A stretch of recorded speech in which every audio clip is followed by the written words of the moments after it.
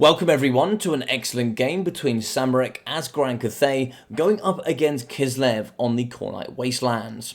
Now I do apologise yet again, another late video for me, but I've been getting absolutely slammed from work, but I'm really still trying to get out these replays as much as possible for everyone. So Corsair Spears in the back, 4 units here, bonus was large in melee combat, but then also good range tools up against those lightly armoured troops. So a very good hybrid unit, backed up by a second good hybrid unit of the armoured Corsairs. Now they do have those pistols on the side, good silver shields, and 80 armour, which is going to be very good in melee combat. We're also going to be starting in the middle here with the double light war sleds, brilliant mobility, armor piercing with 120 missiles, making them very strong here throughout the battlefield. In the back we are going to have the Streltsy, very strong indeed. They can fight in melee combat with good armor piercing and great armor piercing range as well. So for the Lord Choice here, going in his massive roar here, we are going to be having Cole Stoughton on his bear, looking very dramatic indeed. We are going to have the Brazier Mace of Urson, as well as the Blaze of Devotion, the Courage of Sacrifice, and then also the Urson's Ward. The abilities of Battle Hymn, Lullaby, and then also the Song of Winter Sunlight, making it a rather powerful tool indeed. So for the hero, we are going to have the Frost Maiden of Tempest, here with the Law passive of the Freezing Winds, the spells of the Hawks of Miska and Hailstorm, and the abilities of the Snowflake Pendant and the Glacial Blast. So over on the sides here for Kislev, we are going to have 2 units of Dervishes, one over here on the left and one behind me on the right. So for the majority here of the Grand Cathay force, 5 units of the Jade Warriors with the Sword and Shield at the front. We can see here all of them coming with the Gold Chevron. So the unit rank 7 coming with 7 leadership, plus 6 melee attack and then plus 6 melee defense, making them rather strong indeed. And if we do include that Harmony Yang buff, 52 melee defense is going to be super strong here for the Jade Warriors at the front. Now, they're going to be alongside the Celestial Dragon Crossbows, coming with bucket loads of armor piercing, good range, and very tanky with 95 armor and those bronze shields. So 2 units in total, and an extra unit of the Crane Gunners. Now, the Bad Ladies in the pocket, super powerful with Shield Breaker as well. So if you do have a silver shield, you will go down to bronze, and if you have a bronze shield, you will lose it entirely. So it can be very powerful indeed. 275 range, incredibly fast, straight shots, really good up against bear sleds. In with the pocket, we are going to have a unit of the Peasant Horseman, 5 units of the Peasant Long Spearmen at the back for the bonus first large, and then also the double Grand Cannons. Don't really need to speak too much about the Grand Cannons, it's in the name, they're very powerful indeed. So for the Lord Choice, we are going to have the Lord of Yang. She's going to be here with the Jade Amulet, the Arcane Conduit, and then also the Might of Heaven and Earth, which is a bit of an interesting spell, very powerful for what it does. But extremely expensive as well, so you've got to take that into consideration. We are going to have the Dragon's Breath as well, which is probably one of the best spells in the Yang roster. So coming forward, we do see a bit of a mistake early doors, and if you blink, you'll miss it. So we do see that the Light War Sleds are coming forward, but there's lots of damage happening already. So we can see firing into the front line. If we get a bit of a skip, you'll see so much damage. And this is the biggest mistake I see from new players. Really charging forward on their own. They have ginormous targets. We have Crane Gunners. We have Celestial Dragon Crossbows, so they're charging forward here in the middle, in the line of sight of 5 units of extremely expensive range, and look at this, fantastic Hailstorm, going to be catching that in slow motion as it slams down on the Crane Gunners. But yet again, another mistake coming down the middle is really going to be putting your Light War Sleds right in the middle of all that punishment. You've got to be very careful. They need to come round the outside, force the rotation of these Grand Cannons, which really brings off the pressure of their infantry corps. Secondly, you can leave them in behind and then bring them in a later stage, which I do think is a bit of a better strategy. So they're going to be going down here to about a quarter HP, 1.7k, only 3 models there for the Light War Sleds. The second coming in at just under half at 2,900. So a bit of an unfortunate situation there in the front, but very well capitalized by Samurek. Charging over to the right-hand side, the Lord Choice should be able to come round to the right-hand flank and start shutting down some of these Grand Cathay units. Now, we do see Corsairs, they're very ready to go, but they will fight quite nicely up against the Lord of Yang. She only has 70 armor, so you've got to be a little bit careful there. We do have Streltsy, they could fire into the front pocket. I'd like to see them rotate a little bit to the left-hand side. We do see the Dragon's Breath attack, not too good up against armor, but it would have done very well here up against the Corsairs. Oh, look at the Lord Choice. We can see here Cole Stoughton getting absolutely beamed in the pocket. So we can see the Shield Breaker ability. So that alerts to me that it is going to be the Crane Gunners that's doing all the damage here in the middle. Cannon's also firing here up against the Big Bear Legend. But he's going to be down to 2,100 HP. Now the Big Bad Man does have a lot of healing. And he heals exceptionally fast. He's going to charge into the pocket, catch a lot of the Crane gunners, but now we're going to move forward here with the Peasant Horseman and hopefully block him in there with some mass. So we are going to use the Battle Hymn, the Song of Winter Sunlight. He's still probably going to be fresh, so that's probably a little bit of an early usage there, and now we're going to be using a Lullaby for a bit of healing.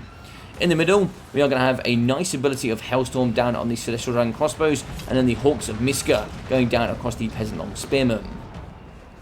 In the back, we are going to be having Armored Corsairs and then also the Corsair Spears firing into the middle. Jade Warrior is going to be moving forward, creating a little bit of a barrier here at the front to prevent all of the Kislev units coming forward.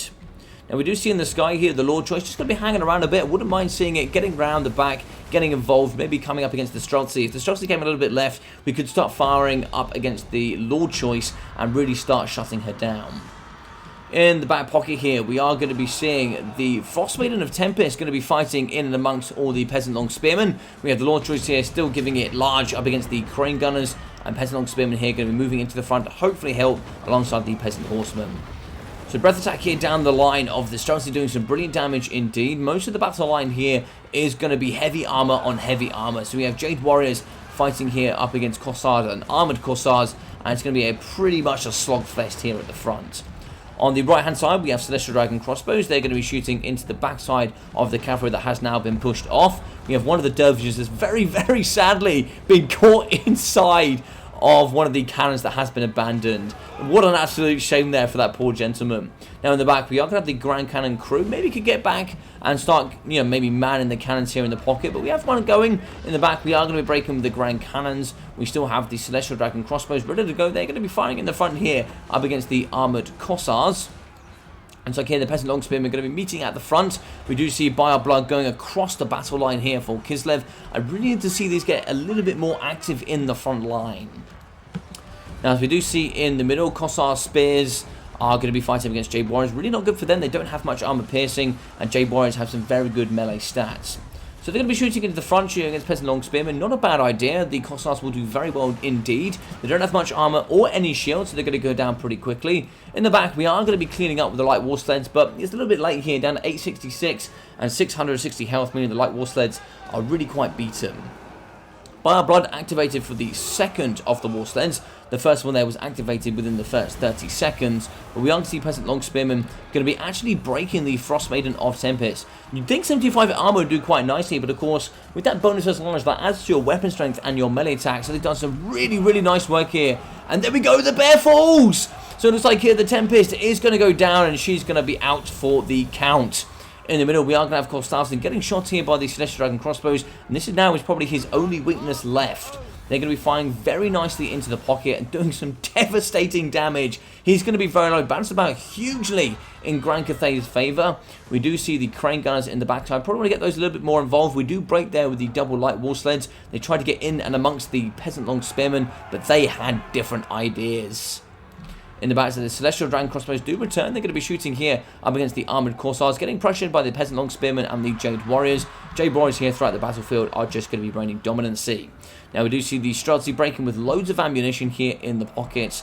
And we do see some more Jade Warriors getting shot here by the Armoured Corsairs. Now, a bit of a threat in the sky. We do see here the Lord Choice of the Yang magic. It's going to be down to 278 health. Not looking too healthy. We would definitely want to rotate her a little bit faster. We could use the Armoured Corsairs here to finish her off rather quickly.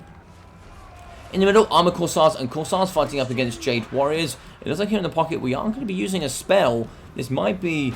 Yes, it is. That's going to be the Might of Heaven and Earth. And I don't really know how that's going to benefit us. Now, that's going to give magic and fire damage to the ammunition. But is that worth it? Because for the most part, it's just going to be buffing the melee stats. So I don't know how worth it this spell is. This is something for Samurek to think about. From my personal opinion, this doesn't benefit this unit at all. And I don't particularly think it's too useful in this fight. Now, the Lord Choice is there. Oh my god, it instantly shatters. I don't know what happened there. It came close. Maybe it was getting shot. I'm really not too sure, but it instantly shattered. But there we go. The Lord Choice has been dealt with. Now, we do see Constantin has come up to his healing cap, so he's going to be fighting to pretty much full value. Battle him being activated as well. He is going to be on fire, so he's not going to be regenerating as fast. Maybe that is the idea. Not too sure. But he's going to go down to 700, 400, 300. Is he going to break here? I'm really not sure. 200, 100. That's going to be army losses. GG's and well played here to Grand Cathay and Samurek.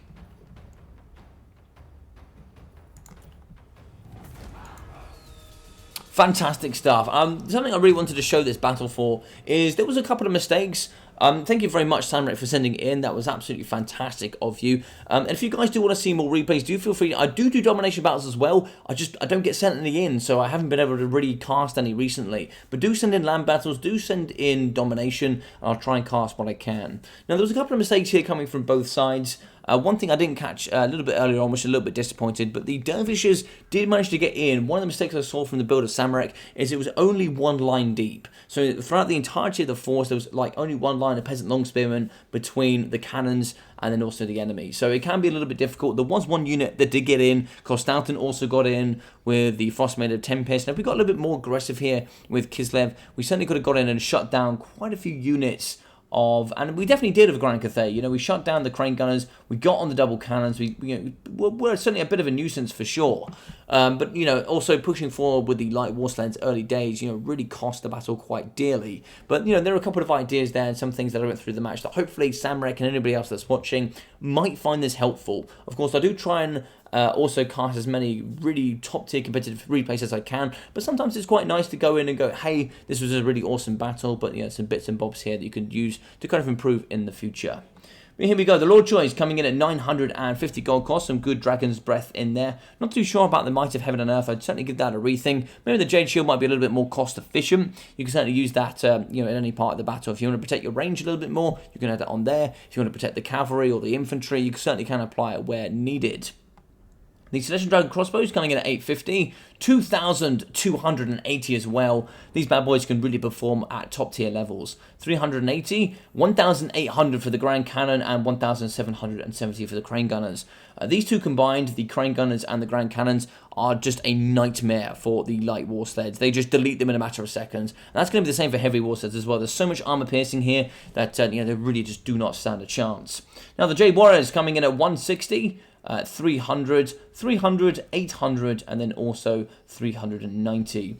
Now, very, very good. I do like them with the gold shields. I do wonder if actually maybe going a little bit wider here with some more cavalry might have been a bit better. You know, maybe take off the gold chevrons, maybe come with some more cavalry. Possibly could have been better. Not too sure. Not too sure. Just some thoughts to think about there. But 350, 460, 480, 60, and 1,800 gold value there for the Peasant Long Spearman. That is definitely going to be all on the Frostmaiden Tempest. That is a spanking value. They were throttling them out for sure. And yeah, only 170 there for the Peasant Horseman. 1,000 for Konstantin, 1,170 for the Frostmaiden Tempest, 470 and 370 for the Light War Sleds. 450 there for the Streltsy, with 400, 350, 400, and 370 for the Armoured Corsairs. Corsair Spears, 1,585, very good stuff there. 600, 500, and 150. So you can see there, Corsair Spears can actually do very, very well indeed. 10, and then also 670 there for the Dervishes. I believe this was the one that shut down the majority of the Grand Cannon crew there. So very, very good stuff. So I hope you guys really enjoyed this one. Hopefully it was quite educational as well. If you did, please smash that like button. Feel free to leave a comment down below, but of course do be respectful as always. And then if you haven't already, do feel free to subscribe. It really does help the growth of the channel, and I really, really appreciate it. So I've been your boy Logic. Take care of yourselves, and I'll see you all very, very soon.